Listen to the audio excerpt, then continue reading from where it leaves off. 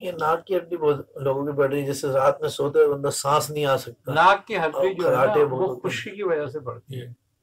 اس کے لیے میں نے نسخہ پہلے بھی بتایا ہے، سرسوں کا تیل اور نمک کا بہترین نسخہ ہے، وہ اگر کوئی کرے.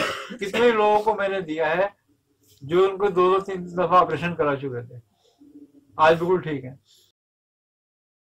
وہ اس طریقہ کار یہ ہے کہ آدھی چھٹاک 25 گرام، اگر تیل ہے تو 5 گرام نمک لیا جائے. اس کو چولہے پکایا جائے، تیل کو جب وہ کھولنے لگے تو نمک کی چٹکی چٹکی چٹکی چٹکی اس پر ڈال کے اس کو حل کرتے رہو. اس کا 5 پیسہ بنا نا یہ تیل کا؟ جی 5 پیسہ بنا جی.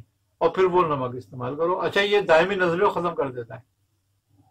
جن کو الرجی کی شکایت ہوتی ہے نا، الرجی کیوں ہوتی ہے؟ چھینکے بار بار آنا، الرجی ہوتی ہے ہماری یہ جھلی خشک ہو جاتی ہے.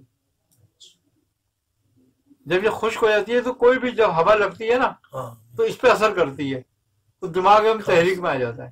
ٹھیک ہے، شکریہ. تو جب اس کی تراوٹ ہوگی، یہ تر ہو جائے گی تو ہوا کا بیرونی اثر نہیں ہوگا.